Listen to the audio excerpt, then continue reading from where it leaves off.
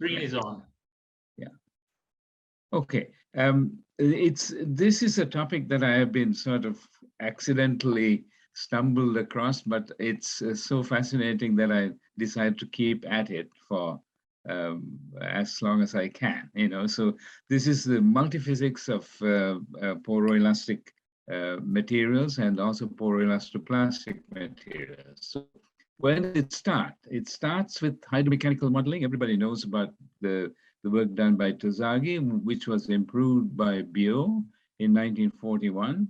And I have had a number of students who have been working on this topic as well. So it's a great pleasure for me to recognize their contributions as well. The most recent one being Dr. Samea, who finished last year. And I think there's a lot of information in there. And if anyone is interested, please contact me and I'll be happy to direct them to the appropriate sources. Well, okay, what about improvements to Bio's theory? Well, it's difficult to improve perfection, but people have tried to look at it from other perspectives.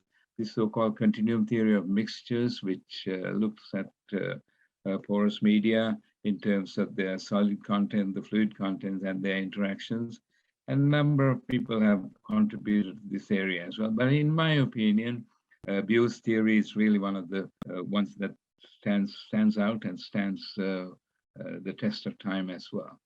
Well, what is included in the thermohydromechanical modeling? So there's temperature there, fluids are there in the H part, and M is the mechanical part. So thermopolar elasticity is the combination of all these three. And you get to define this, you have to, of course, define the deformations in the skeletal phase, which is the displacements.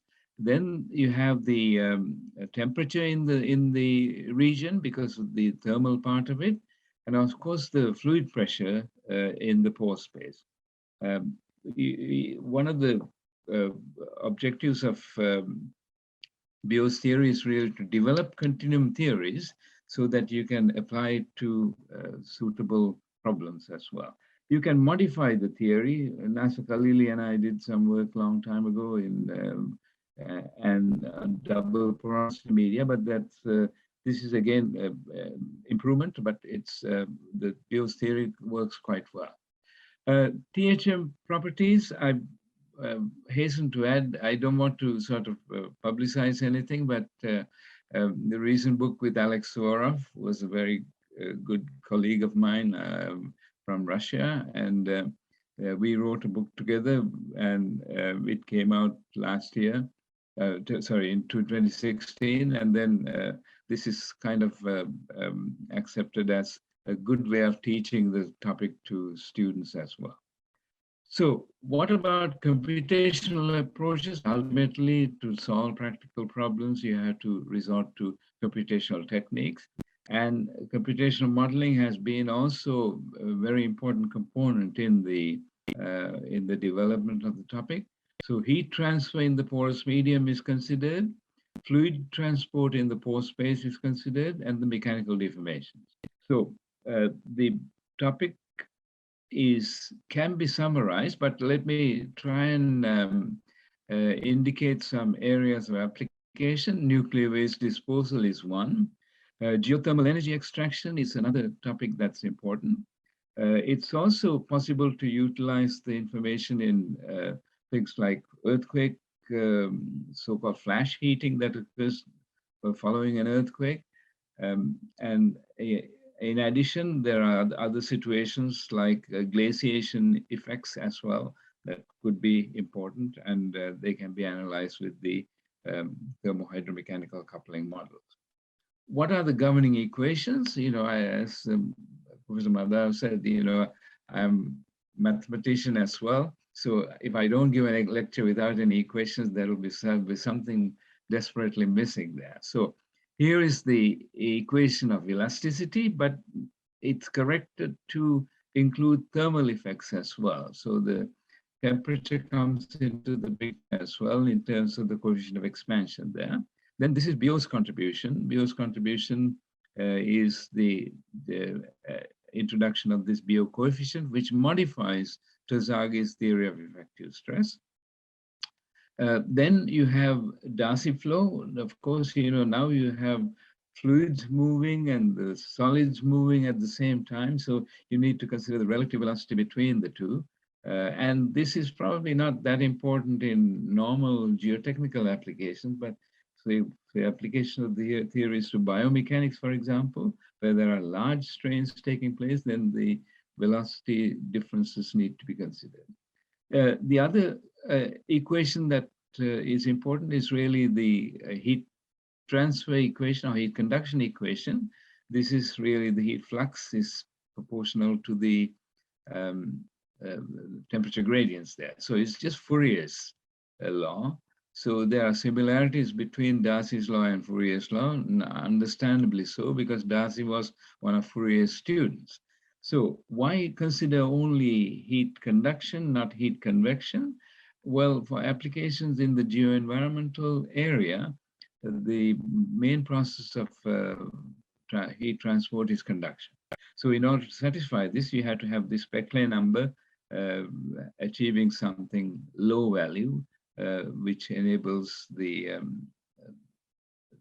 introduction of only the heat conduction. So these are the people who are associated. I always try and give the photographs of the people who are there, starting from Hooke, and then you have basically Duhamel is there, Neumann is there, Darcy is there, Brio is there, Peclet is there, and Fourier is there, and lastly but not least, there's Reynolds and Prandtl as well. So if you put these into the governing equations of motion, conservation, which includes conservation of linear momentum, conservation of mass, and conservation of energy, for example, then you get these three coupled partial differential equations. Now, normally these constants that occur in these could be real constants, but sometimes they may be dependent on the dependent variables themselves. So that makes the problem nonlinear. So one has to be careful that you don't introduce the nonlinearity accidentally, which makes the solution a bit difficult, because you can get large changes in the solution for small changes in the input parameters, for example. And that I learned by the hard way, by doing computational work where the things would not stabilize because of the conditions that were involved in the material parameter. So the objective is really to apply the theory to see whether or not we can devise an experimental configuration. Here's my experimental interest coming in. There are several ways of doing this. If you were to look at only heat conduction in the medium, this is a pure conductive process, so that will not result in a conclusive proof of the THM process. Heating of a fluid saturated medium measuring the deformation is also non-conclusive. This is purely thermoelastic, and that doesn't involve the full coupling there. The only option is to measure the pore fluid pressure generation in the geomaterial during heating. But of course, this is easier said than done, because you introduce any measuring device into the medium, that itself causes an anomaly, and that leads to problems themselves. So the typical application that I'm going to talk about is this nuclear waste, low-level nuclear waste disposal in a limestone formation there. It's being planned. This scale is slightly distorted, but it's going to be planned directly beneath the existing nuclear power generating station. So it's also way away from the Lake Huron, for example. So people are concerned. That's why you do science and you do engineering and then see the feasibility of these proposals. The limestone is the so-called Coburg limestone, which is classified, it's an argillaceous one, calcite, dolomite, etc. I don't need to go into the detailed geology of this in the interest of time, but this is given in the the references that are cited there. And you need, in order to test the material, you need very large samples. It'll be clear in a moment when you look at the defects, or not the defect, the fabric of the material, which can be quite dominant there. So that's what the proposals for the waste repository looks like. And if you take samples, so this is about a 0.5 meter cube there, you can see that it's no longer homogeneous material, it has heterogeneity in there. So this really causes a big problem. How much of a sample should you test so that you don't get any size effect, or the representative volume element is not really representative itself? So it needs to be looked at. Not only do this a fabric, you can also get an isotropy in the system as well. So it's a complicated material. You can do CT scans of the material as well. So this is a stratified fabric at some scale, and it's a heterogeneous fabric and another. So if you do CT scans of the material, you can see that the fabric persists, and that creates a challenge in terms of the experimentation as well. So, and it's a dominant one. And if you do testing, the density changes in this way, and you can also get uniaxial compressive strength there. So from these, one can say that, you need to test a sample at least 150 millimeters in dimension to get some sort of a representative value. So it's not perfect, but I think at least within the limits of the resources that we have, we were able to do some tests that identified the RVE. Then the next thing is to create an experimental configuration which will look at the thermohydromechanical effects. And in order to do this, we decided to use what's called this fluid inclusion problem. And this is a cavity that's filled with fluid. It's in a chamber which is subjected to nominal axial stress. It's not under heavy axial stresses, as you would encounter in the actual setting, geological setting. But we are able to utilize the thermal effects by heating the outside and then capturing the pore fluid pressure generation at the interior.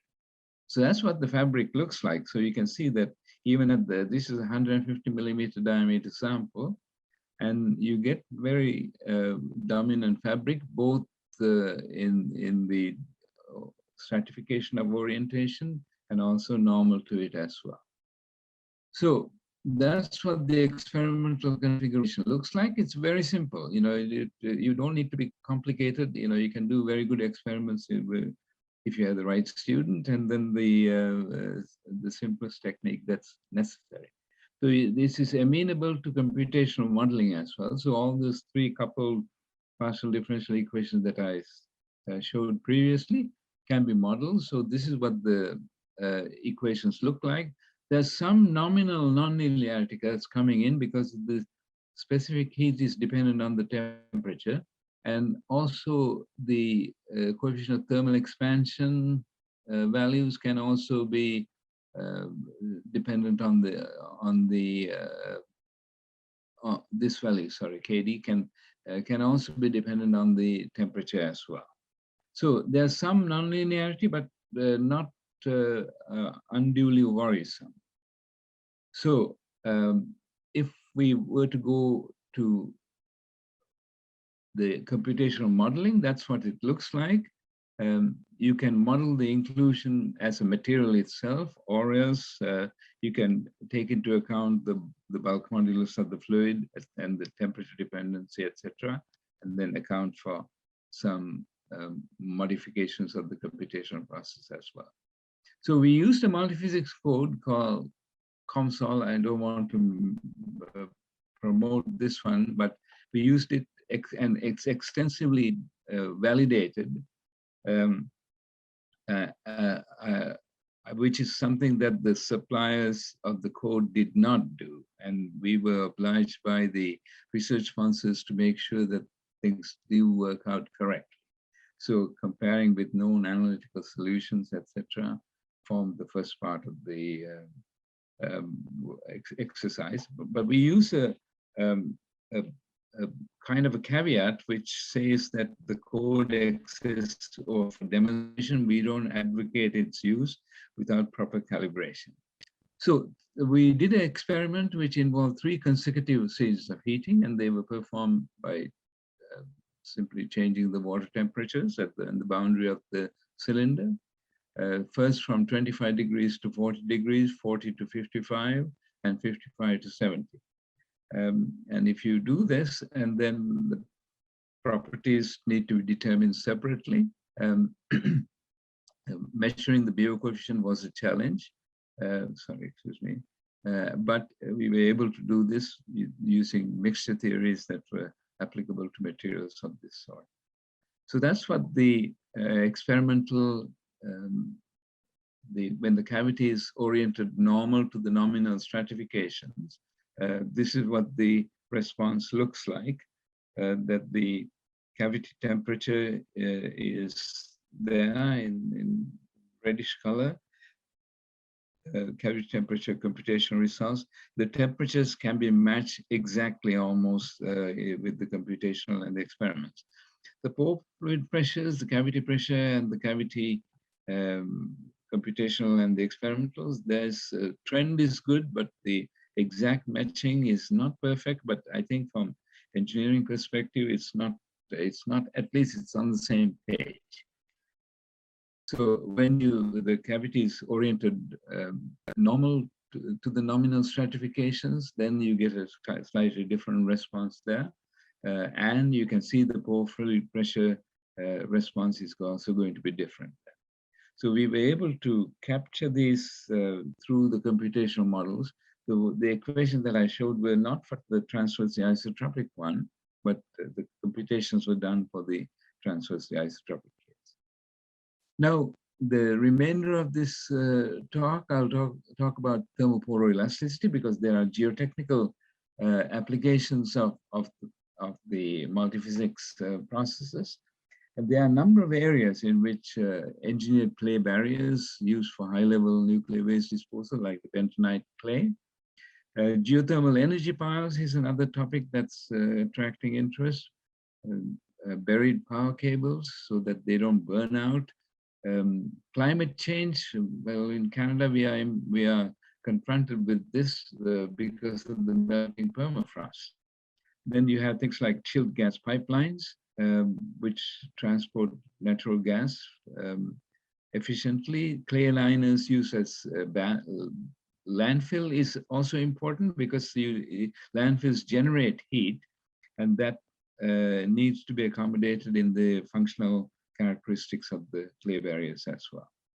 So the mechanical properties can change due to failure of the material. So the plasticity means, elastoplasticity means that I get the material that can fail, but in the failed regions, the THM properties can change.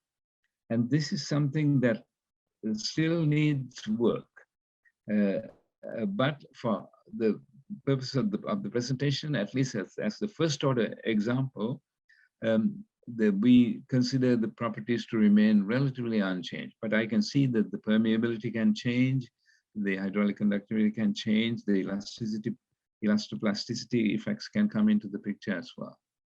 So what about the thermohydroporoelastoplasticity?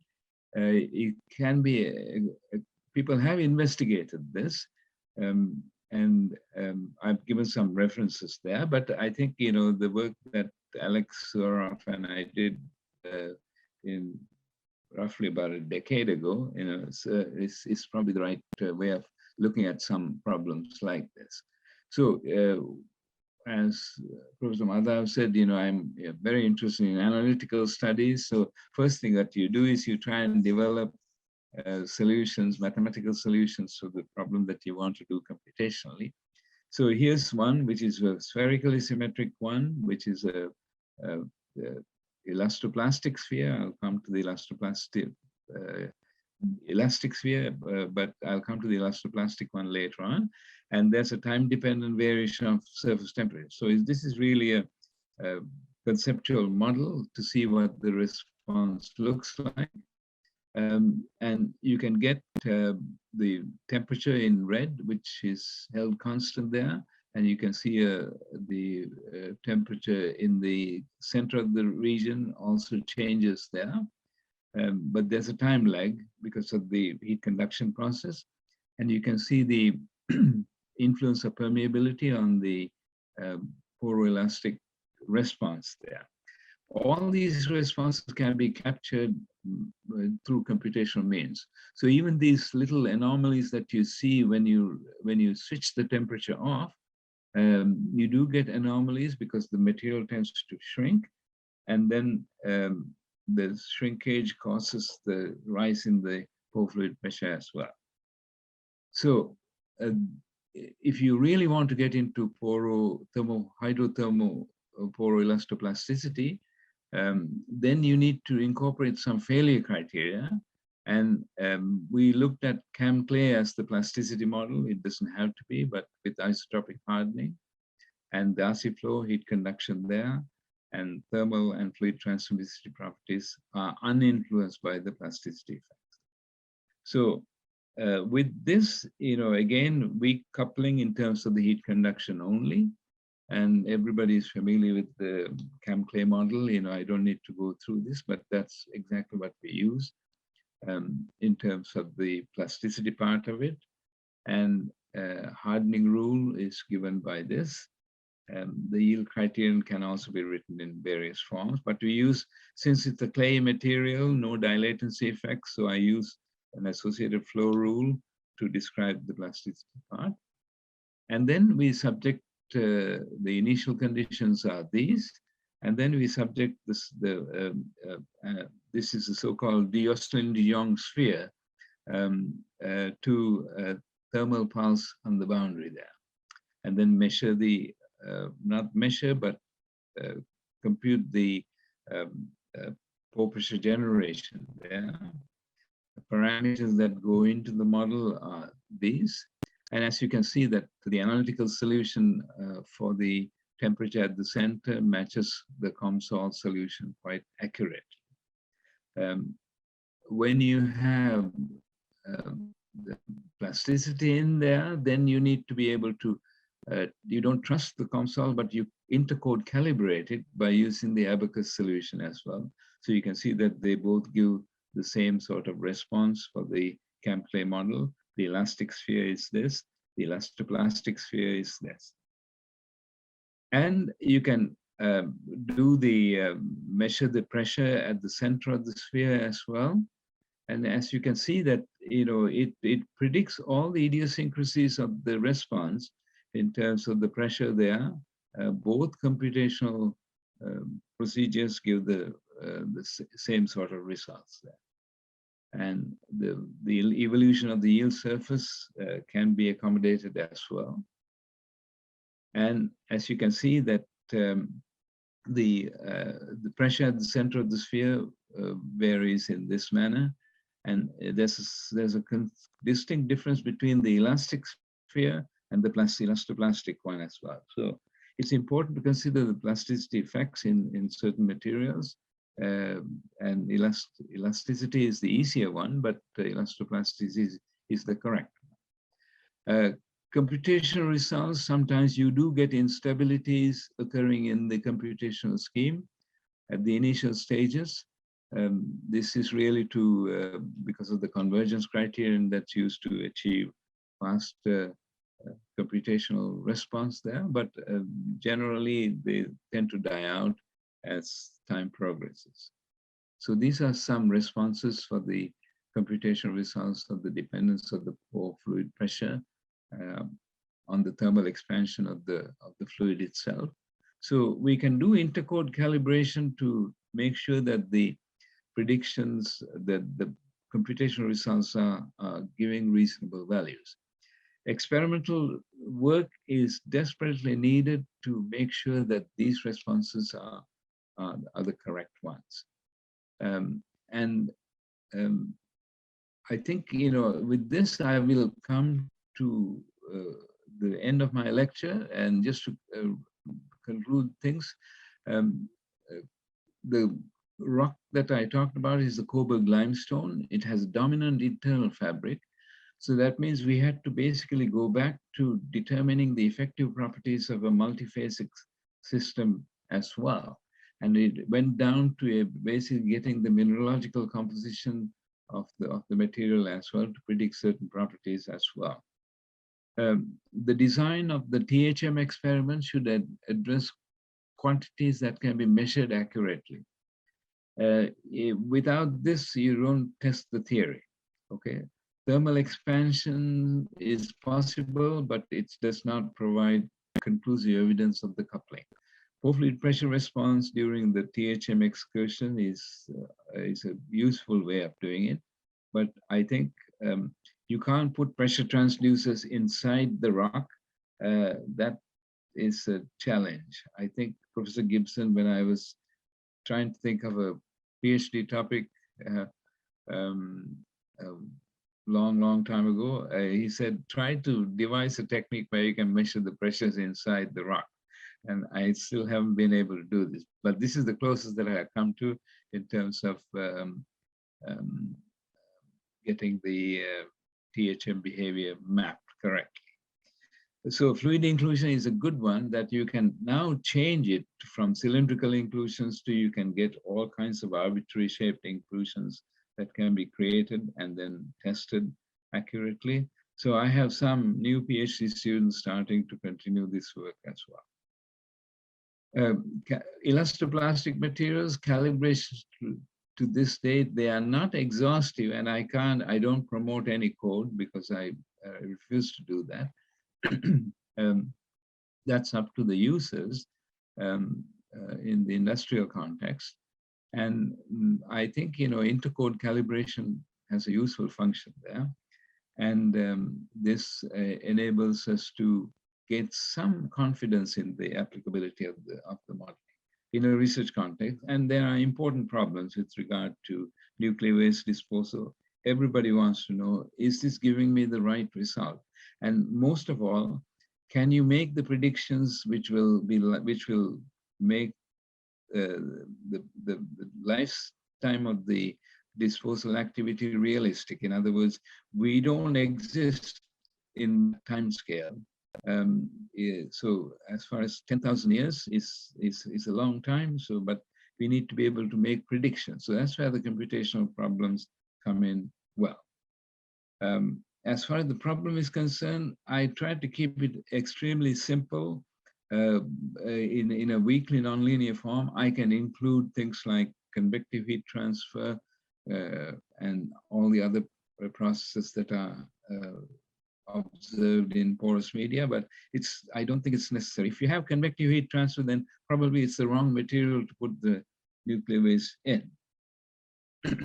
Okay, so with this, I want to thank, the research doesn't get done because the prof, it's not like Jean-Luc Picard saying, make it so, and then it goes, so this is something where a lot of people get involved in, and then the research sponsors, as well as my research students and postdocs, etc., and also visiting researchers. So this is a great opportunity to interact with people and make some useful contribution to the progress of geomechanics in a very simple way. Okay, thank you very much indeed. Kumar? Kumar? Can I make a comment? Yeah. It was on mute. Thank you, Professor Patrick. It was an excellent lecture. We invite some questions. We haven't received any questions as yet. Kumar, I would like to say something if you don't mind. Sure. Okay, Yeah. Patrick, all these years I've been still wondering how to understand the relativity theory. By the time I got some idea, then they came with the string theory, which I still haven't. And now I have your theory of thermohydromechanical. I don't think we have enough time in this. It's not as complicated as string theory, but I find that next few years may not be enough for me. But one just leaky comment I want to make. When you plotted those variations of including thermohydromechanics with time, did you also observe the Mandel-Kreyer effect for the sphere? I thought there was a Mandel-Kreyer effect for three-dimensional consolidation. Where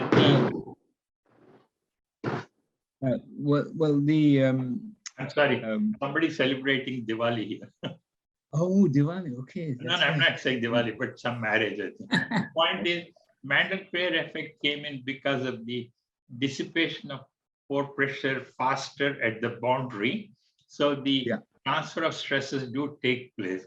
And because of that, the whole consolidation gets affected, or basically pore pressure gets transferred from one part of the sphere to. That's right. Yeah. This is the Mandel-Kreyer effect. I saw that here too. Yeah. Well, the Mandel-Kreyer effect also exists in thermopolar elasticity. So it is observed both in the theoretical results as well as in the computational results.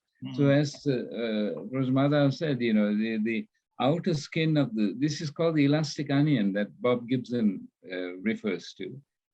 That the outer skin basically consolidates faster, and as a result, it shrinks. And when it shrinks, it increases the pore pressure at the center. So there is this time lag in terms of the pore pressure rise, and that's definitely predicted either through mechanical means, that means applied stress, or through thermal means as well. So it's an important consideration, but those are the things that you look for in testing whether or not your computational scheme is correct.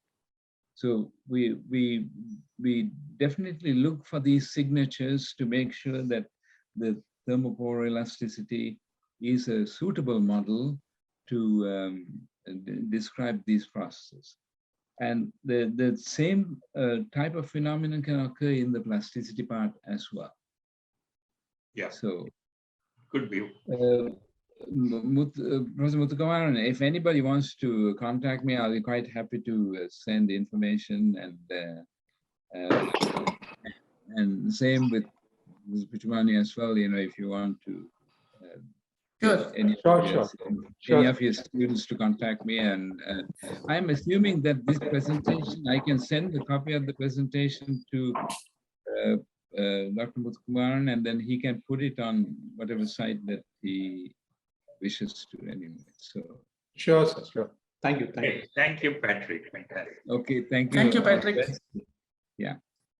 Okay, thanks a lot. Okay. We shall now move on to the you can go back to sleep. Which couldn't. Yeah. No, I think.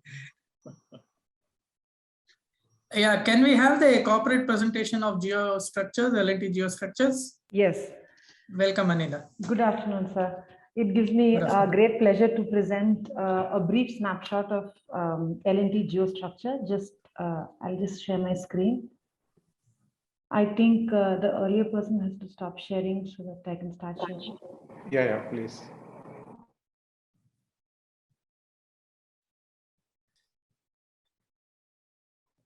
Just to unshare. Oh, he has to unshare. Yeah. Yeah.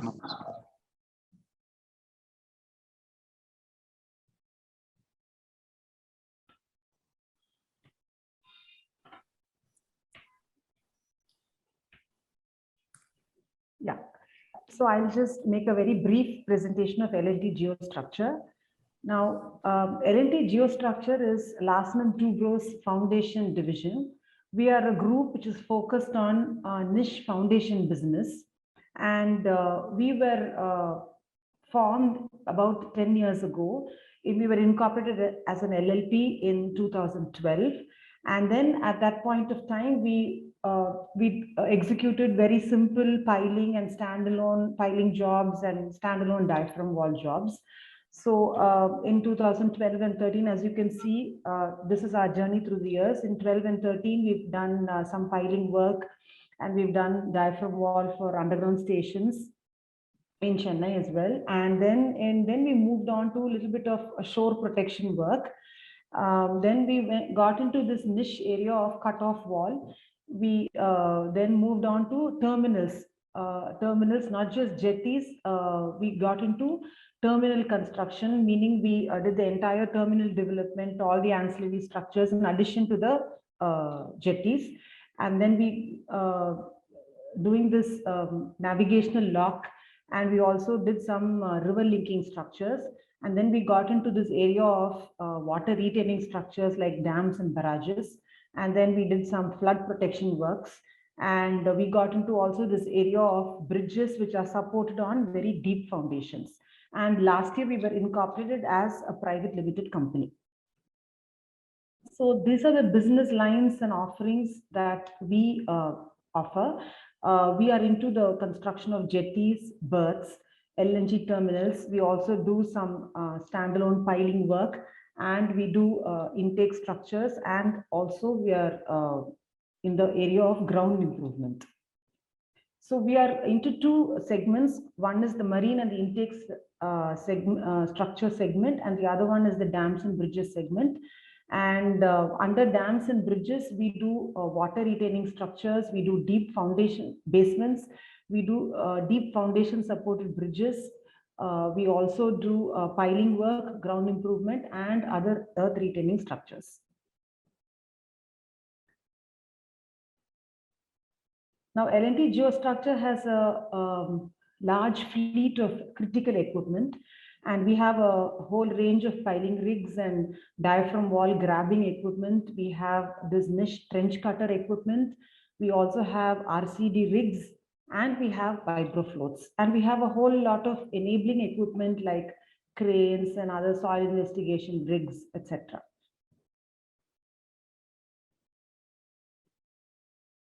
Now, getting into the area of marine structures, this is a job that we just completed, the MTHL project in Mumbai. This is a 22-kilometer road bridge, and all the piling was done by Lnd Geostructure using the RCD equipment. We had the 2.2 meter diameter piles, and we did piling in land as well as the intertidal as well as the marine zone. And the methodology we used was the temporary bridge and the jack-up platform method. We also constructed an LNG terminal in Ennore. This was a lump sum turnkey project, and this was the first terminal which was constructed by L&T. And here we used steel piles, raker piles, as you can see in the picture. There is a 1.5 kilometer approach trestle, and then you have this unloading platform with the berthing dolphins and the mooring dolphins. And we used a jack-up platform to construct these offshore trestles. This is a project that we are just completing at Sahibganj in Jharkhand. This is a multimodal terminal. It is an EPC project on the banks of the river Ganges. And in addition to the entire terminal, we also procured and installed some high-end equipment like the mobile harbor crane and the barge loader. And this jetty was constructed using the end-on method with a piling gantry. This is a very interesting project that we did. This is a river linking project using the multicellular method of river linking. Sorry. This was done in Patisam, and here we used trench cutters, and this was a huge success. In fact, it got us a mention in the Limca Book of World Records as well. And it was personally monitored by the Chief Minister, and he was much appreciative of L&T's work in this project. And this was also again replicated in another place called Purushottapatnam, also in Andhra. This is a shore protection work which we did at Hazira. This involves 2.2 kilometers long sheet pile wall, and we used inclined ground anchors as well. Here also we use the end-on method by piling and filling and sheet piling. Anila, 2 more minutes for you. Okay. Moving on to retaining structures. This is a dam project that we are currently constructing at Runj in Madhya Pradesh. This is a 1.2 kilometer long dam. Here you can see the concrete spillway. On either side is the earthen dam. This is the boulder tour works for the earthen dam portion, also at Runj. This is a plastic concrete cutoff wall, which we did at Polavaram in Andhra. This is a 1.5 kilometer long wall, 1.5 meter wide. And this was a very iconic project that was constructed by Lnd Geostructure. This is some diaphragm wall construction that we are doing for IndusInd Bank at Chennai. Here we are doing the diaphragm wall as well as the basement works. This is about 28 meter deep. For CMRL, we have done a lot of stations. This is the cut and cover tunnel, which was executed by us. Here's a picture of the ramp, which is approaching the tunnel. And this is another station where we did the cut and cover tunnel, also in CMRL. In CMRL Central Square, we are currently executing a 4-level basement, a 30 meter deep basement. And this is our fleet in action. You can see our rigs and our cutters. And here we're using the top-down approach. And for the plunge columns in this project, we used the RCD. This was the first time it was used in the land mode. This is another iconic project by Lnd Geostructure, a 30 meter deep basement in Bangalore. Moving on to bridges, this is a grade separator that we are currently executing, a 34 kilometer grade separator in 2 packages in Katti in Madhya Pradesh. This has a concrete. Pardon? Can you conclude, please? Yeah. So as you can see, these are some of the iconic projects that we are currently doing. So we are experts in all kinds of foundation execution, deep piles, large diameter piles, deep cutoff walls, and deep diaphragm walls, and also ground improvement, stone columns using vibrofloats, etc. So, so we are basically one-stop solution provider. So these are some of our projects, and we use a large amount of technology to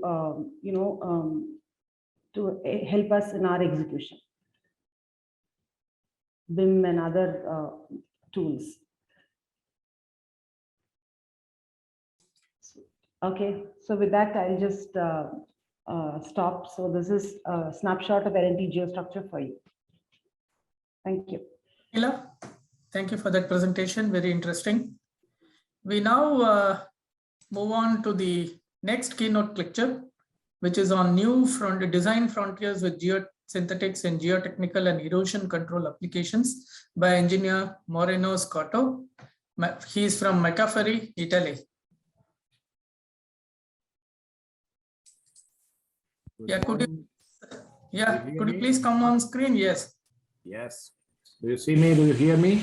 Fine. Yeah, I can hear you, but where are you? Yeah, there you are. Yes. I'm going to share the screen. So, yes. Before that, let me introduce you. Thank you. Thank you, Mr. Chairman, please. Yeah. Welcome, Moreno Scotto. He graduated in civil engineering from University of Pisa in 1989.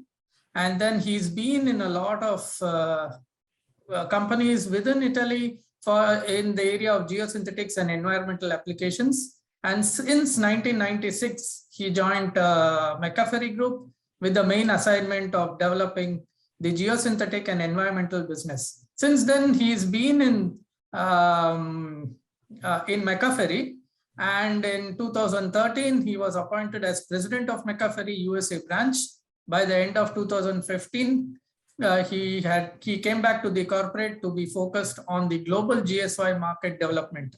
So since then, he's in Maccaferri. In 2018, the MSC Walls BU was incorporated in the GSY BU, and Moreno is now heading the combined global business unit.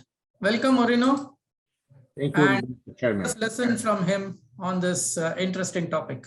Welcome.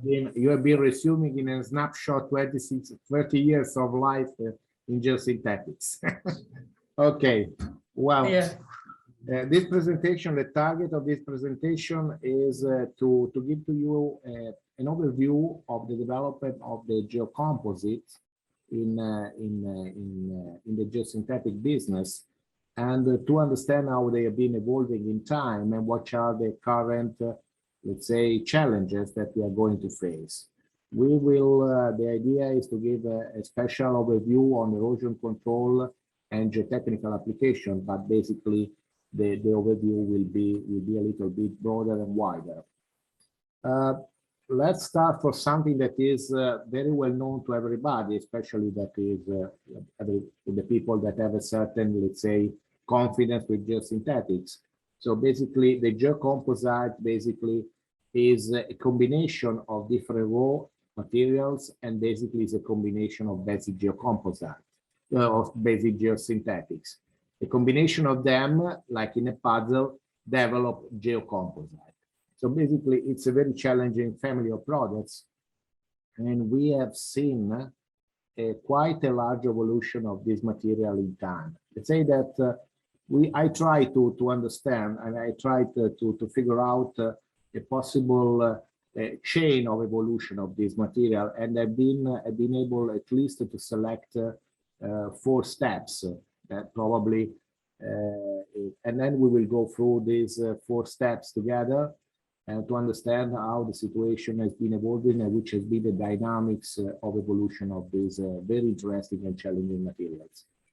Let's say that obviously this is my interpretation. This is not the truth clearly, but at least the way I've seen the evolution of this material in my activity up to now. Let's say that we can talk about a generation 0. That means material that basically started. We are talking about something that has been developed at least now we are already talking about 30, 40 years ago. And this was probably the very basic that I have in my mind. You have, initially we have the production of simply strips, that has been assembled in composite to, let's say, provide a composite in a geogrid shape, basically with a basic function of reinforcement. So this material, the basic material was a strip with a reinforcement function.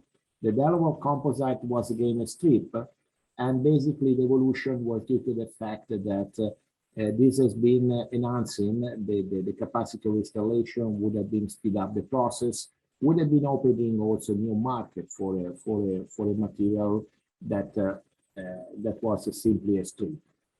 And this material is successful.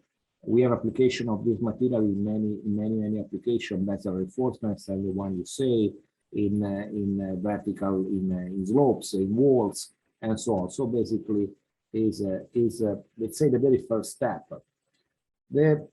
At that point, we can move into what is the real first generation of geocomposite. That I have recapped with this family of materials. This is obviously coming from the portfolio of our company, but you can find similar material on the market by any other company. So I mean, this is not just to want to give an idea of what we do, but it's just really an overview of the geocomposite, and these products to be taken like representative of many families that are basically produced and marketed worldwide by many companies, by many other colleagues. So basically, I identified a draining geogrids. That was the evolution of the stanza reinforcement geogrids.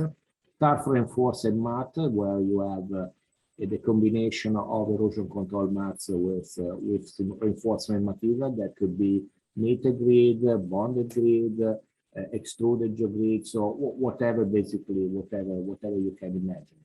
And then we have the very well-known typical composite, the composite by definition, that are the drainage composite, where you have the combination of a draining core with basically filters in order to to improve and to provide a global drainage capacity. As I said, the composite first evolution has been basically simply an assembling of different function in order to provide with one product more function. And this basically was a request coming from the market, coming from contractor, and basically I would say that at this stage there is not yet a big engineering development of this material. Let's say that the market has been pushing the various companies to assemble the basic product in order to improve the efficiency of the product itself and to gain higher performance or to reduce cost. So basically, when we talk about the paradrain, we have been combining the function of reinforcement of a geogrid with a drainage function. Then we will see which were the motivation that has been driving to this interesting development. Similarity, we have the reinforced mat, that means erosion control application plus reinforcement. And in drainage composite, we have a multiple, let's say, combination of different functions, because we can have separation, obviously filtration and drainage, but we can have a secondary function as protection and barrier. And why? I mean, why at a certain point the industry has been moving into this direction and has been developing composites? Certainly there was a commercial input, you know, in order to find new markets, to find new applications. That is absolutely no doubt about that. But there was also the push from, let's say, the market, the contractor, in a very specific direction. And one of the main one was the reuse on waste and site-worn materials. I mean, the possibility to start using also residual materials. This at the very beginning probably was simply a matter of saving cost to be more efficient, because eventually the quarries were quite far away from the job site, or because they were expensive materials. So basically it was not, it would have been much more, you know, important for the contractor to use material available on site. And then at a certain point, what probably 20, 30 years ago was simply an economical reason, became more and more also an environmental and sustainability issue. And so basically we have started to combine the positive effect of reusing available material with also the point not to be so aggressive with our environment. So stopping excavating gravels from the river, stop using material from the environment, but basically using what was available on the job site instead of moving this material outside of the job site itself, because not convenient. So basically, at a certain point, there was a combination of this aspect. So basically, we had the possibility to use to become cheaper, to make the work quicker, to be able to use the material already available, and basically also to reduce the impact on the environment. Probably up to a few years ago, we were not used to make carbon footprint analysis or evaluation in terms of environmental impact, but today it's becoming more and more, let's say, mandatory to make this type of evaluation. So it's no longer in the choice of the solution. This is going to become one of the topic point to be addressed, at least in many countries. This is a sensibility, let's say, that is growing rapidly everywhere. And so is from this point of view, the composite certainly are helping, have been helping, and will be helping a lot to remain on this path. For very special from this perspective is paradrain, because it was specifically designed to combine the use of residual soils, thin cohesive soils, to make a soil reinforced structure, where basically, let's say, if you go in the literature, it was one of the key requirements to build a retaining structure or to build steep slopes with reinforcing material was to use very, let's say, top quality material with high draining capacity. The current drain has been overcoming this need because it is able to drain the water from the cohesive soil to set up, pick up a settlement, and so basically enable the use of this marginal soil that otherwise would be removed by the job site and replaced with more impacting material in terms of costing, but also sustainability.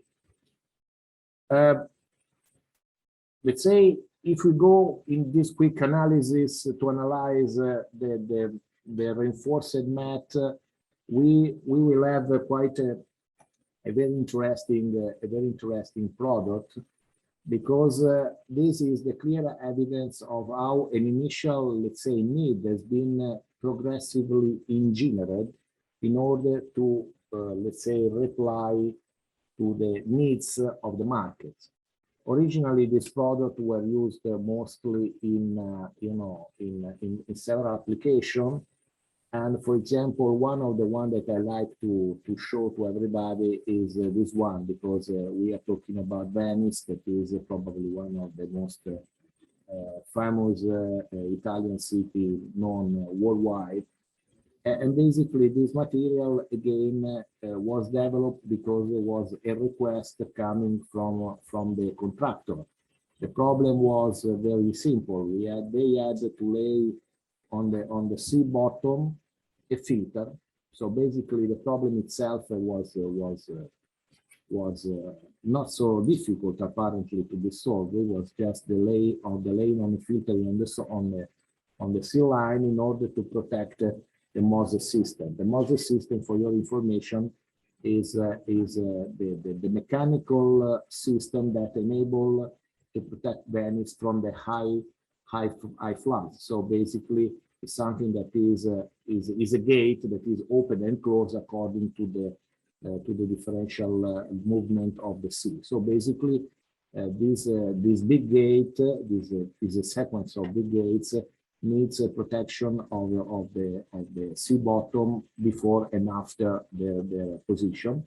And so basically there was quite a big layer of stones laid on this filter. The problem was the laying of this filter, because in the channel the speed is pretty high and it was almost impossible to lay a filter. So basically the composite was the only way to place this material. So basically it was developed a very special product that was a combination of a geotextile filter, the one required by application, and then a ballasting, let's say, mat, in order to be able that everything was being able to be stable during the installation, and connected by a quilting system. Here you can see basically the system used to install and to protect all the Venice lagoon, and it was done in several ways, by this equipment, by this barge, also by using panel when you were closer to the, and you could operate from the half, let's say. But and as a last example, I would mention drainage composite. Drainage composites are well known, so I don't want to spend so much time to talk about that. But basically, also in this case, one of the main drivers was the need, the difficulty of the contractor to find gravels. And so basically, for example, I don't know if you have been, if you are on LinkedIn and you browse on LinkedIn, it's quite easy. You will see quite a great campaign of the European Association of Geosynthetic Manufacture that is promoting the use and explaining how the use of geosynthetic is being very sustainable for the environment. You can imagine that, for example, one truck of drainage composite can replace up to 100 trucks of gravels in terms, for example, in the specific application we are just mentioning, that is a simple horizontal drainage system. So basically, just to say that that in the first one of the main driver of the development of geocomposite has been the requirements of the market, the contractors, the market itself has been pushing the industry to develop the product. At that point, obviously, there was quite a very interesting interaction, because at this point the engineers started to deal with this new material, and they started to make a lot of questions to the producer, because obviously it was not just a matter of using a new material that was fantastic, easy to install, quick to install, but at this point there was a lot of additional questions that the engineers start to do to the producer, to the community. How this material works, which is their performance. At this point, this has been pushing the industry, I would say, generally speaking, the laboratory, to develop new methods, to develop testing methods in order to answer to the engineer needs and requirements. And so basically the products start to develop a lot of, you can see now today, if you take a drainage composite, that you can find obviously information of the tensile strengths, of the CBR, information of the filter. You can find information in terms of a safety factor to be used, which is the flow rate at different gradients, at different loads. But that was not enough. At a certain point, the community said, okay, but which are the performance of the material in time? How the material will be reacting in time? Do we have reduction of the properties because of cropping, because of blinding, because of compressive creep? And so again, the industry has been, let's say, forced to develop additional tests to verify which is going to be the variation of the let's say of the thickness, and therefore which is the variation of the transmissivity, which is the efficiency of the filter. And basically this is an ongoing process, because unfortunately, I don't know, the engineering community is very demanding, and as soon as you have an answer, they made a new question. Similarity, it's happened for the reinforced mats, and this is very typical and this is very specific about hydraulic and erosion control application. We have an evidence that the use of this material protect the soil and limit the erosion control and so on. But at a certain point, engineers love numbers. So basically, they started to ask which was the resistance, which was the shear stress that they could sustain, for which flood, for how much time. And so basically the industry was forced to develop additional testing methods. I refer to the ASTM that, for example, we used to test our nets. And basically we have been making a full study on it. We have been seeing that which is the vegetation cycle. We have been involved in the university to understand how the different products could be reacting and be friendly and smart with the vegetation growth.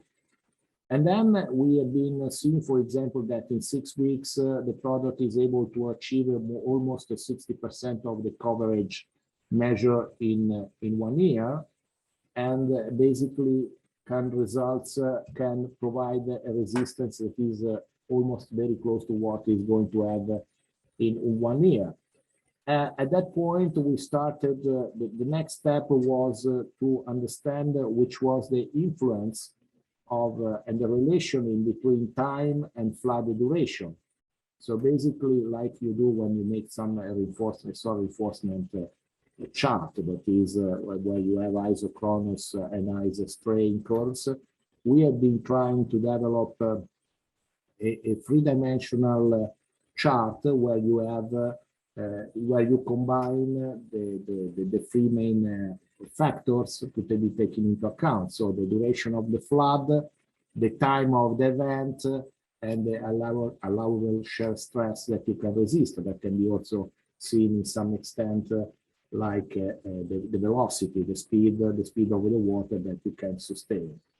And obviously, this is pretty interesting, and also to see how this product can protect the dams, the banks, the environment, and to understand which is the confidence limit of this type of application. Obviously, you have a lower limit, an upper limit, depending on the surround condition, depending on many factors. We were forced to interact with other, let's say, experts, not necessarily engineers, but for example, agronomists, people that have experience and knowledge in vegetation growth, in order to understand how the vegetation growth has been impacting on the performance of the product from the civil engineering point of view, and how all these things were correlated together, and which was the best way to do it. And so the job has been going ahead. Everything has been tested, analyzed, in order to provide to the engineering community numbers, testing methods, and let's say also design tools, for example, following the Russell method for erosion control, or following the standard hydraulics design methods.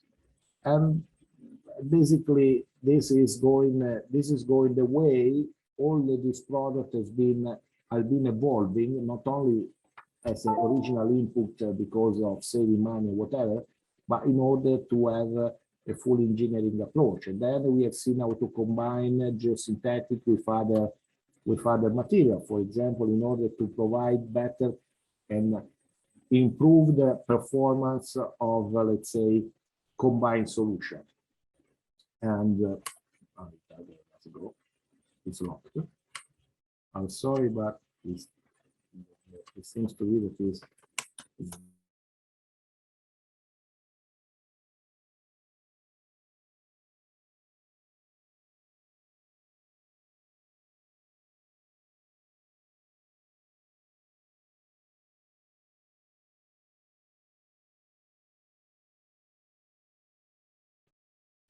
Do you hear me? Yes, we can now. Okay, sorry, but I had some problems and I couldn't move. I had difficulties to go ahead with the slide.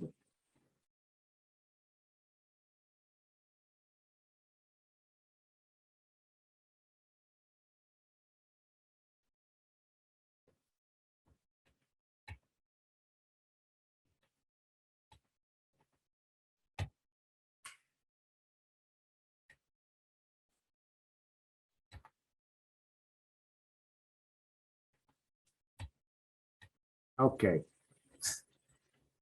Okay, sorry, we lost a little bit of connection. So basically, this was let's say I would say the first step, the second step of improvement. Now, nowadays, we are, I would say, the second generation of composite. The second generation of composite basically means the multi-composite, I would call it revolution, because we are going to combine composites to let's say develop multi-composite. This is, I want just to give you a couple of examples. This is a product that is a combination of two basically drainage composite, and the target is not to improve the drainage capacity, that could be done simply with one drainage composite, but basically to solve a problem that is related for the synthetic sport grass field. In this case, you have to combine the drainage composite performance that are requested to this type of application, but also with the capacity to absorb shock that could be passed from the soil if it is not able to absorb to absorb shock to the athlete, to the muscles of the athlete. So basically, this was one of the first let's say, combination of different composite in order to solve multiple problems and to have let's say, set up a new family of multi-composite. Another interesting example that is in this case is most it will be a pure geotechnical application is this one, where you have the combination of a turf reinforced mat with a drainage core. And in this case, you see that we are going to solve many problems in one shot. We are going to solve erosion control, reinforcement in terms of soil veneer application. We will see a very short video later on. Filtration, drainage, barrier system, separation, protection. So basically, once again, this is something that has been a request of the market to speed up the operation, to be quicker, to be safer, to have less interference with different material, and to make the installation easier. I will show to you a 2-minute video because this will be pretty.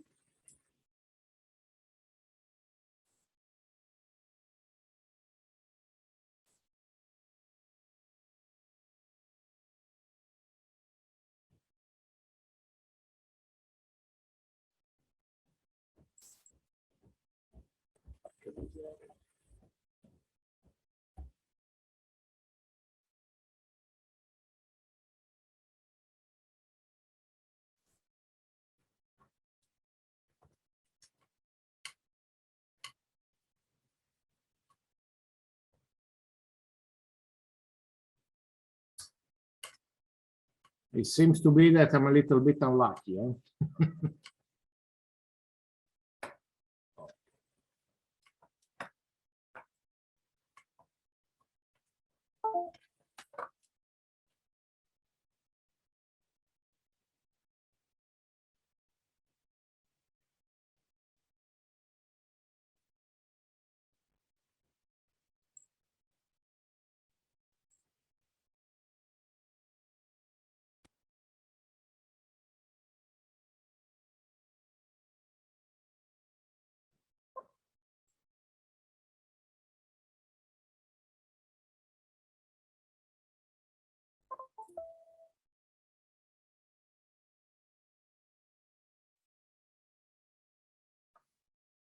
Try again.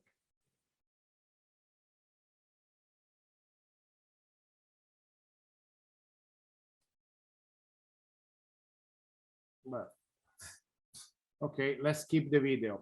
Basically, the idea, what I wanted to show to you was a capping application in a landfill.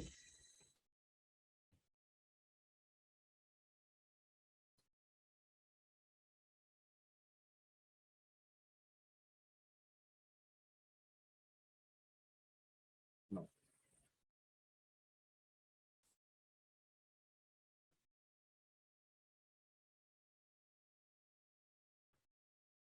Well, I wanted to show you a capping application, but let's try to describe quickly the case. The case was quite a steep 20,000 square meter area where we have a very steep slopes. So basically, the contractor had quite serious difficulties to go there with proper equipment and machinery.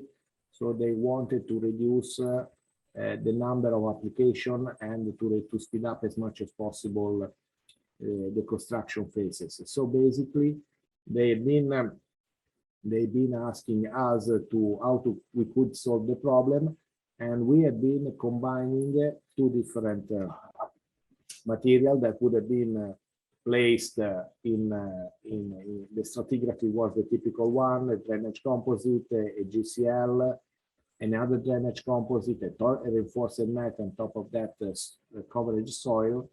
And basically, we have been combining 2 or 3 layers together in order to have one simple application. Obviously, the contractor was very happy, the job was done, but now we expected that, as happened already for the first generation of composite, that also the second multi-composite generation will be subject to a lot of query and questions by the engineers. So we expected that there will be quite a nice, very interesting development of this material that basically will be helping us to solve a lot of problems, to improve a lot our efficiency in construction. That will be again will give a positive. They have also a very positive outlook in terms of sustainability improvement and achievement of always more aggressive target in terms of the protection of the environment. But certainly there will be a lot of questions from the engineering community. So we expect that in the coming 2-3 years, on top of the development of many of these type of products, because you can imagine how much and how many you can combine to achieve how many results, there will be quite a lot of studies, research, and questions to go into a second, let's say, engineering of the second generation of composite. That's it. I'm sorry for the troubles I had with the movies. I was not able to have the movies during the presentation, but I hope that you get most of the sense and the meaning of this presentation that was targeted exactly to give to you an understanding of how this marvelous material are quickly evolving and how challenging are they and interesting are they. Thank you. Thank you, Ms. Scotto. It's very large spread of products you have introduced, and Maccaferri is very, very leader in this respect, and we have been using a lot of them in India. Thank you. Thank you. And a boon for the practitioners of geotechnical engineering. So, if somebody is interested, we can obviously share the presentation and also the video. So hopefully you will be able to appreciate what I was not able to show this time. Okay. I'm sure we'll get some more opportunity for absolutely listening to you and your products. You know, your colleagues in India have been doing a good job. Thank you so much, and very nice evening for you. Thank you. Thank you, sir. Bye. Bye-bye. Bye-bye, Moreno. Hi. We go to the next presentation. I have to. Okay. Yes, we can go to the next presentation. Is Professor Jean-Louis Brio around? Okay. Good morning. Good morning, my You know, dear friends, it's my great pleasure and privilege to introduce Professor Jean-Louis Brio, the most, what should I say, the top geotechnical engineer of the current times. He's president of the American Society of Civil Engineers, Spencer J. Buchanan Chair Professor, University Distinguished Professor, Regent Fellow, Director of National Geotechnical Experimentation Station in Texas A&M University. He's a distinguished professor and several of these. And what should I say? He's a distinguished member of the American Society of Civil Engineers. He received a bachelor's, he's 3 countries, you know. He got bachelor's degree in France, got his PhD from Canada, and now he has been working for the last 30, 40 years in USA. His expertise in foundation engineering and the whole gamut of geotechnical engineering. He served as the president of the Association of Geotechnical Engineering Professors, president of the Geo Institute of ASCE, president of the International Society of Soil Mechanics and Geotechnical Engineering. It has been a fantastic period that he was leading, and he also was the president of the Federation of International Geoengineering Societies. And I said he's president of the ASCE. Among other awards, he received the Ralph Peck Award from ASCE, the Canadian Geotechnical Society's Geoffrey Merha Foundation Engineering Award, Honorable Italev Medal from Kazakhstan, He's a member of the Academy of Natural Sciences in Russia.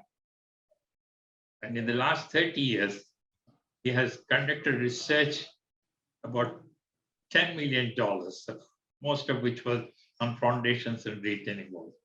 He has supervised 50 doctoral students, 90 master's students. He authored a classic book, Geotechnical Engineering, and I find it's one of the best in my time, and the other one on pressure meters. He has published more than 300 articles and reports. He enjoys tennis, soccer, and for our sake, he called it rugby, but I know they call it football in USA. And then something which I had to listen to is probably a good jazz piano player. Someday we'll have your piano recital, John Reed. But at this time, we would like to listen to your lecture, and it's my pleasure to invite you.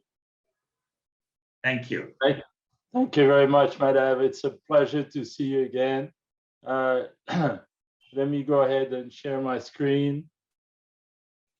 Let's see. Hopefully this is going to go full screen.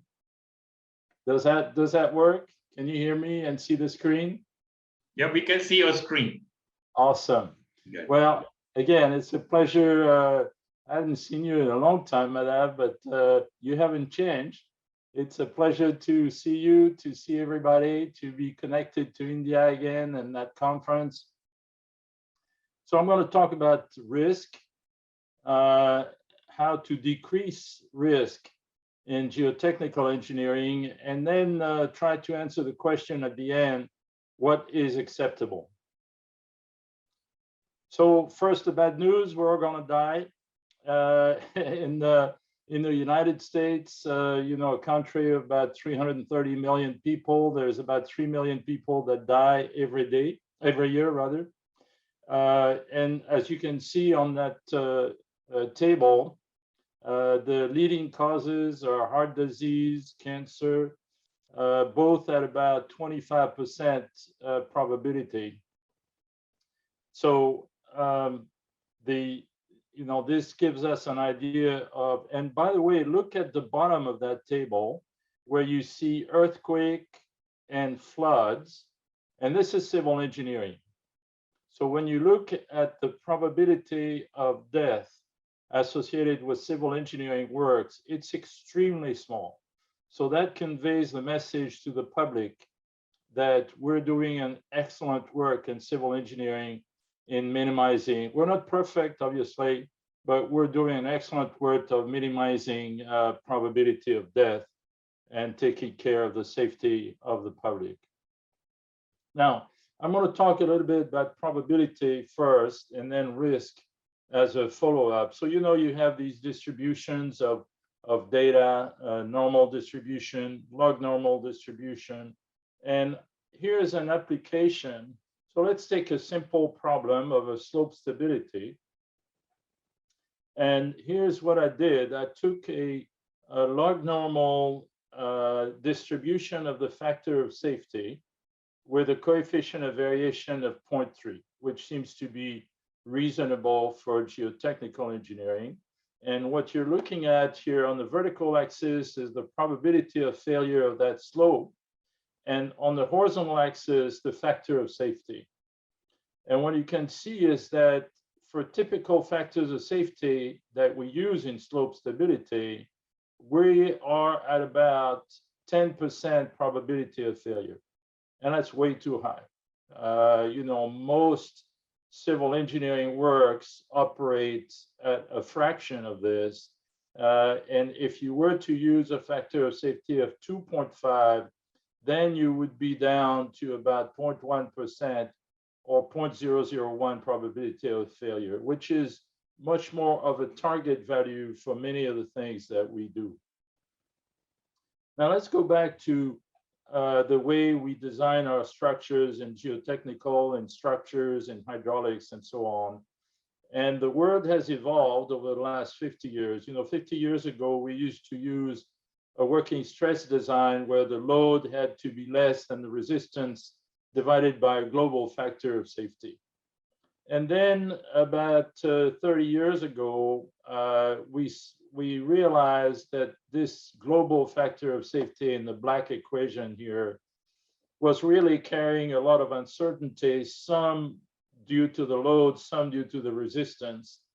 And we decided to split the uncertainties and acknowledge the uncertainty on the load and the uncertainty on the resistance separately. And that was the birth of load and resistance factor design, with a load factor applied to the load and a resistance factor applied to the resistance. The target probability of failure was about 0.001, or 1 chance in 1,000. Note that this target was for individual components, one column, one beam, not the entire structure, because there is a significant level of redundancy in what we do. But that was the evolution from a deterministic approach to our designs to a probabilistic approach to our design. The next wave, the next generation of design will be, in my opinion, based on risk guided decisions, where the value of the consequence is going to be considered in the probability level, rather than targeting a single value, having a floating probability of failure depending on the value of the consequence. So that introduces the concept of risk and vulnerability from this red equation here, where the risk is the probability of exceedance of occurrence, the probability of an event, times the probability of failure given that event, times the value of the consequence. And you can actually regroup these two things here, if you want to simplify the concept, into the probability of failure. And I'll come back to this. The probability of failure given the event is called the vulnerability. And so the vulnerability is quantified through fragility curves. And you're looking here at the probability of failure versus the threat, the event that would threaten the structure. And if you have an old bridge, a given threat is more likely to create failure than if you have a new bridge, because you might design it to a higher standard. So these are fragility curves. But let's simplify the concept of risk to the probability of failure times the value of the consequence. If we keep that simple equation in mind, you can see that when we do load and resistance factor design, we're really concentrating on the probability of failure. The added component when we move to a risk-based design is that we acknowledge that not all failures have the same consequence. For example, if I take Katrina. Katrina was a huge hurricane that devastated the city of New Orleans in 2005. The probability of failure, the hurricane can be estimated to be a 100-year storm. So a 100-year storm is a storm that has a probability of occurrence or exceedance of 0.01 per year. The devastation in terms of cost was about $120 billion. And in terms of fatalities, about 1,500 people died. So if you apply this red equation at the top, you multiply the 0.01 by 120, and that gives you $1.2 billion per year as a risk. And then you multiply 1,500 by 0.01, and that gives you 15 fatalities per year. So try to keep those numbers in mind for Katrina. $1.2 billion per year, 15 fatalities per year. This will turn out to be extremely high and unacceptable. Now, the rest of several of those slides will be concentrating on how we can decrease risk. And the first step in our world, in our field of practice, is site investigation. So we test the soil. It leads to soil data. And we know there's, because we work with a natural material, we have scatter in the soil data. We obtain the mean standard deviation of our parameters. That would make probability of failure calculations much easier. The problem is that we rarely have enough borings and enough data to calculate meaningful mean and standard deviation values for the parameters unless we're involved with very large projects. So let's take, and I'm going to try to, and maybe you're already convinced, but I'm going to try to demonstrate to you that geotechnical engineering is an extremely challenging field of engineering, very difficult. Consider, for example, a volume of soil that has a coefficient of variation of 0.3. The question is, what percentage of this volume of soil should I test to be able to predict the behavior within plus or minus 20% with a 98% level of confidence?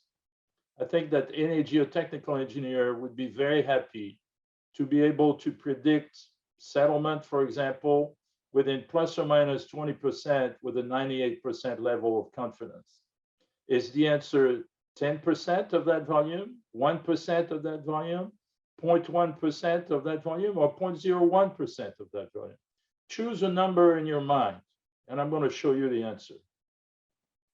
The answer is 0.001% of the volume. When I did the calculations, I was very surprised.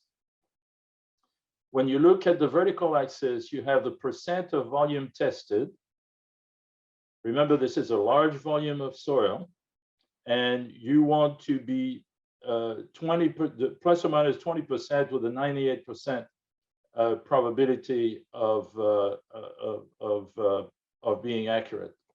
And I use a coefficient of variation of 30% in this case with a blue diamond. And you can see that for 20% error, you're at 0.001% of the volume tested. I thought that was very small. But then I did some calculations. You know, the soil volume I chose was 20 by 20 by 40 cubic meter. You know, you're in a building now, there's a certain volume of soil below the foundation that's involved in carrying the building.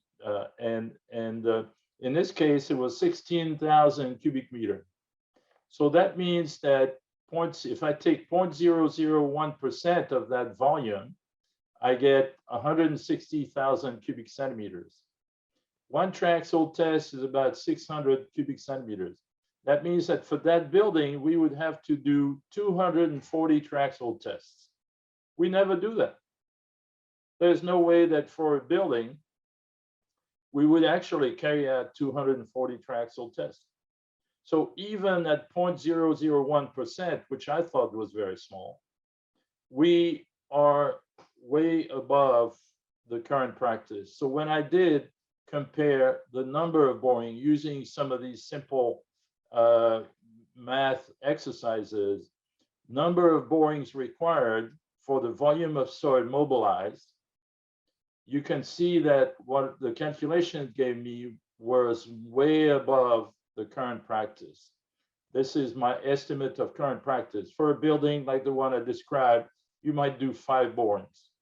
The math with the targets that I gave you, plus or minus 20%, 98% degree of confidence, we would need 40 borings.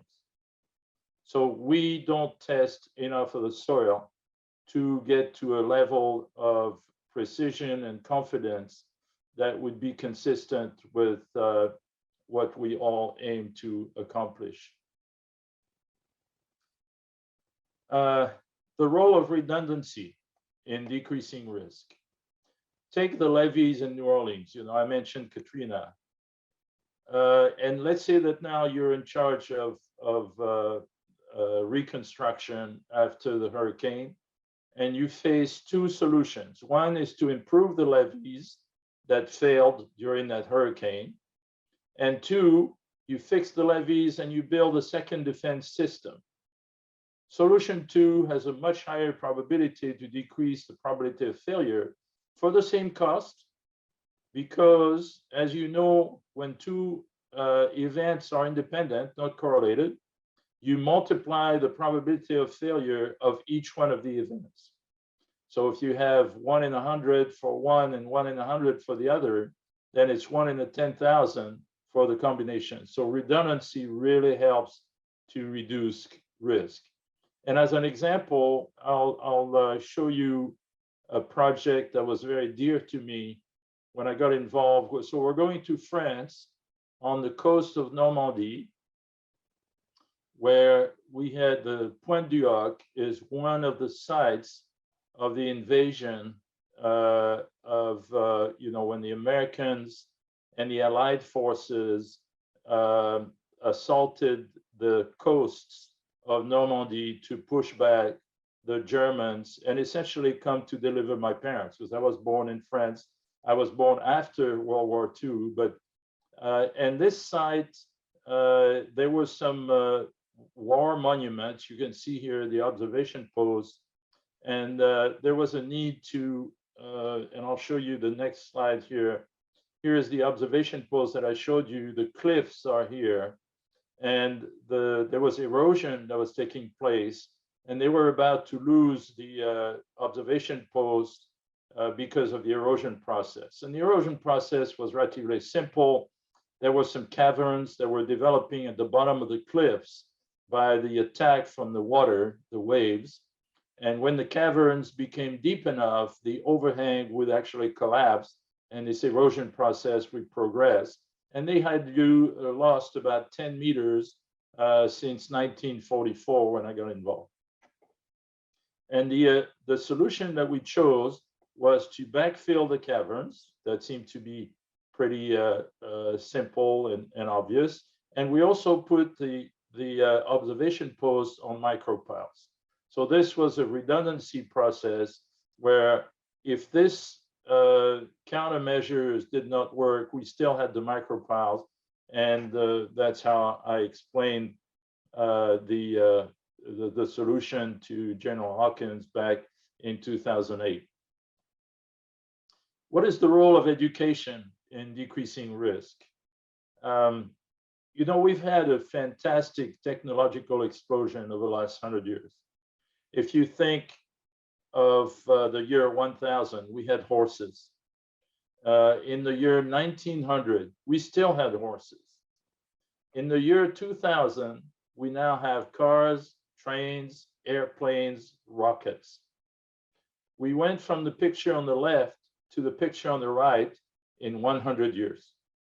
Remarkable explosion, if you wish, in technology.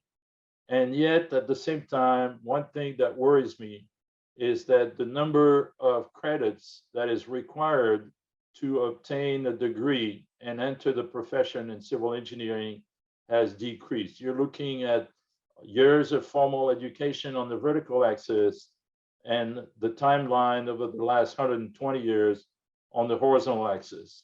And most fields of professional practice have increased in their requirements. Medicine, law, architecture.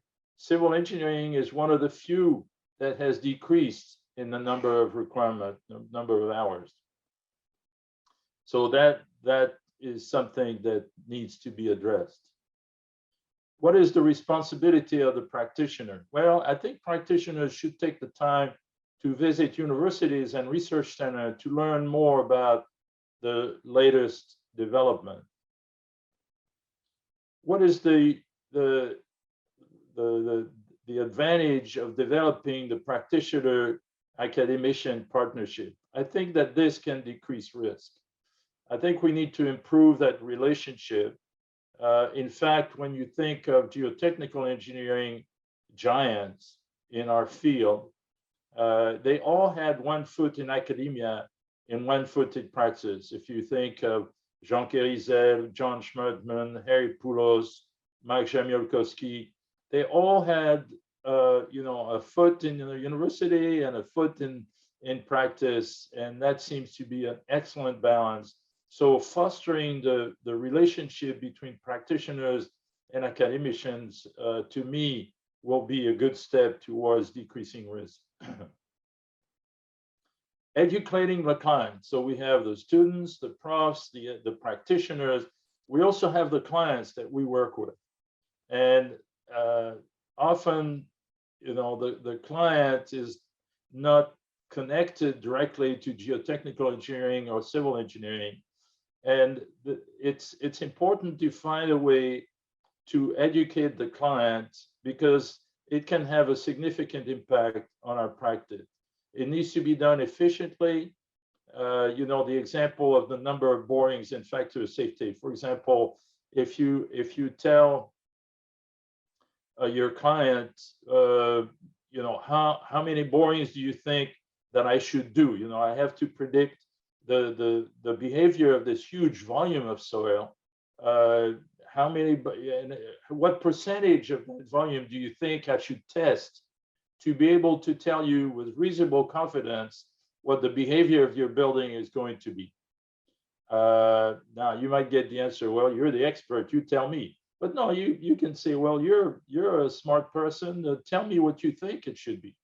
I doubt very much if the client is going to tell you 0.0001% of that thing. They probably will say, well, 1%, 2%, 5%. And then you can say, yes, I really like your answer, but it's going to cost you a lot more money than typical practice. So the natural tendency and the judgment of people seem to lead to a lot more testing than what we're doing. And of course, one of the impediments towards doing more testing and site investigation is the challenge between quality and competition. If you have some people that will always underbid you because you're aiming for quality and they're aiming to get the job, then that's a struggle where we always have quality versus competition. And then the role of innovations. Do innovations increase risk? Innovations are critical. We recently in the United States, we passed a $1.2 trillion bill to address our deficient infrastructure. This is extremely expensive, but I think innovations are one way to decrease the cost of improving our infrastructure. So innovations are necessary. Innovations are in our blood, basically. As human beings, we want to innovate, to improve, to understand, and but they do tend to increase the probability of failure because they are new and relatively unproven. And that's a challenge, because if you find yourself using an innovation and then you're in a courtroom having to explain why you did this instead of the proven solution, that will create. So it takes courage to innovate. The issue is to decide if the risk is worth it. And of course, we go back to the red equation there: risk, probability of failure times value of the consequence. I think innovation can decrease the risk if the decision includes such an evaluation. Let's look at some innovations. In geotechnical, reinforced earth. We don't think twice about reinforced earth today. But if you go back 50 years, this was really new, a new beginning. The innovation was to reinforce the soil. Henri Vidal was driven, unwavering in his commitment to his idea. He executed by starting the Reinforced Earth Company and then convinced the DOTs in France that it was well worth their while. Why? Because he was able to decrease the cost significantly. So even if there was added uncertainty in the solution, the value of the consequence was such a driving part of the decision that the departments of transportation in France really went with that idea after proper research and so on. But that really worked well for what they wanted to do. And then they developed the design rules. Pile driving analyzer, very useful measurement. George Goebel was driven. He really believed in his measurements in spite of Ralph Peck's comment. George told me that at one point, a long time ago, he was presenting a paper and Ralph Peck was in the room. And George was explaining to the audience that he was going to put a black box on top of this pile that it was driving, and there'd be some wires that would come to a unit that would measure the strain and the wave propagation in the pile. And Ralph Peck said, this will never work. And it made sense because, you know, having some thin wires dangling from a pile when you have this big greasy hammer that's hammering the pile, it really doesn't look like you have the right connection there. But George didn't let go. He executed, he created the Goebel-Rauscher-Likens, and he analyzed because he developed the wave equation. And here's another tool that was developed relatively recently to measure the erosion of the source. So you have the source sample right here, and you push the sample only as fast as it's eroded by the water that flows over it, and allows you to evaluate the erodibility of the material on a site-specific basis and really decrease the risk associated with bridge scour, which is the leading cause of bridge failures worldwide. What is the role of communications in decreasing risk? It's actually very important. Communicating with your clients early and often is critically important. It's the best way to diffuse problem and build a cushion of goodwill to absorb potential problem. And it's not expensive. You know, going to have regular meetings with your client to explain the situation is not expensive compared to other solutions. Decreasing risk, take the time to think. We rarely set time aside to think during our work. Take the time to think. If you don't have time to think, organize a group within your company whose job it is to think. This think tank should innovate and execute or oversee the innovations with the target of decreasing risk. Now, let me go back to what we were talking at the beginning and how we can establish what is an acceptable risk level. So we go back to this equation, the red equation here, risk equals probability of failure times value of the consequence. If I go back to the next red equation, I take the log, then you see that log P is minus log C plus log R, because I've reorganized the equation. So for a given risk, the relationship on the log-log plot between the probability of failure and the value of the consequence will be a straight line. And so that leads to this type of plot, which probably should be credited to a number of folks at MIT and has been developed since then with the most recent work by Timchenko, Shidlowska et al. And will be presented at the Sydney International Conference, where you have the annual probability of failure on the vertical axis and the fatalities on the horizontal axis. And so, and then you can take a number of structures and activities that we build or we face. So you can do, you can plot cancer, strokes, car accidents, earth dam, bridge scour, open pit slope stability, nuclear reactor, and you can see where they fit on that. This is general aviations, meaning planes that you and I might fly, and this is commercial aviation. This is planes that you travel in that are flown by expert pilots. And what you see here is that you have several lines. And again, remember that on this log scale of probability of failure versus value of the consequence, in this case fatalities, then you have different lines. The green line tends to be acceptable because most of our activities are below this. The orange lines would be a warning line, and the red line would be an acceptable, not acceptable line. It turns out that when you remember Katrina, when we did the calculations early on during the presentation, Katrina is right over here. So it would be way on the unacceptable side. This was in terms of fatalities. The next one is in terms of dollars lost. So now I've changed the slide, probability of failure versus costs. And same type of plot, same type of things. You can see that the commercial aviation is becoming closer to the green line because while not many people die, it's very expensive every time it happens. And you can see how everything is plotted. But again, the green line seems to be acceptable, warning on the orange line, and the red would be unacceptable. So that leads us to what is acceptable risk.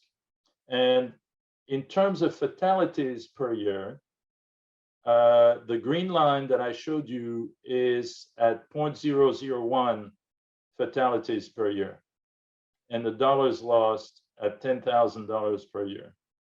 And the red line was at 0.1 fatalities per year and $1 million per year. Now remember, these values are the risk. In other words, they're the probability of failure times the value of the consequence. So if you're building something that a huge dam that's going to be $1 billion or so, then it's the $1 billion times the probability of failure that has to be equal to 10,000. So that gives you what the probability of failure should be. And then I'll finish with my 10 rules of success, which might help in reducing risk. Rule number 10, choose the relentless pursuit of excellence as a way of life. Rule number 9, be curious. The discovery process is a fountain of youth. Rule number 8, work hard, but balance your interest, trying to balance spending time with your family, doing good work, and also being fit, taking care of your health. Rule number 7, make lots of friends, nurture your public relations. Rule number 6, look for solutions and not who's to blame. Rule number 5, be firm in your decisions, but always fair and polite. Rule number 4, treat others as you wish to be treated. You will lead by example. Rule number 3, communication is best way to solve problems. Use logic and data as you try to convince others. 2, surround yourself with smart people and role models. And rule number 1, go after your dreams with vision and perseverance. And my last slide is that, in our life, it takes courage to change things. And so this has helped me in making decisions. I would say, and it's not mine, but actually I've tried to find the source, but I'm not sure where it comes from. Have the courage to change the things that you can change. Have the discipline to accept the things that you cannot change, and have the wisdom to know the difference. And if all else fails, remember that happiness is a choice. And I plastered this statement on the bedroom door of my 2 kids when they were little, in hoping that I could really convince them that happiness is a choice. Thank you for your attention. I enjoyed the visit, and I turn it back to you, Madam. Thank you, Jean-Louis. Kumar, you would like to say something? Yeah, Professor Madhav. Oh, wow, Louis, it was an excellent lecture. I enjoyed it. Especially the 10 commandments were wonderful. It not only covers technical aspect, it covers more of your day-to-day life, which is more into the spiritual aspect. And happiness is a choice is the ultimate word that you have said. Wonderful. And how risk and this are related. This is a very good example that you showed. Excellent. Thank you very much. Thank you. Yeah. Madhav, you have anything? I just would like to wish you Merry Christmas and a Happy New Year, and hope the coming year will be better. We can all meet physically to exchange ideas and love each other's company. Thanks, John Lee. Thank you, everybody. Bye-bye. Thanks, Yanli. Bye-bye.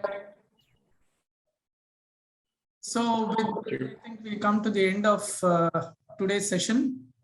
I invite our coordinator to conclude the session. Nilima?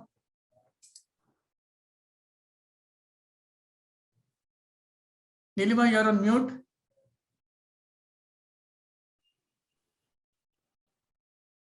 Okay, we'll conclude ourselves. Okay. Yes, sir. I will. Okay. Yeah. Please go ahead, sir. No, it's for you, Mutkumar. Yes, sir. Wonderful session. Yeah. Thank you. Thank you so much, sir. So this session was really very interesting, and I thank chair and co-chair for conducting this session very smoothly and timely. I would like to thank all the participants for taking part of this very important technical event, Plenary Session 2. With that, we have come to an end of the session, day 1. So you can proceed to your next activity, that is AGM. We have given a separate Zoom link for attending the AGM. Please proceed. Thank you, one and all. Thank you so much. Bye-bye. Yeah. Thank you, everyone. Thank you, Muthukumaran. Thank you, Nilima. Thank you, Professor Madhav. Thank you so much, sir. Thank you for chairing and co-chairing. Thank you, Nilima.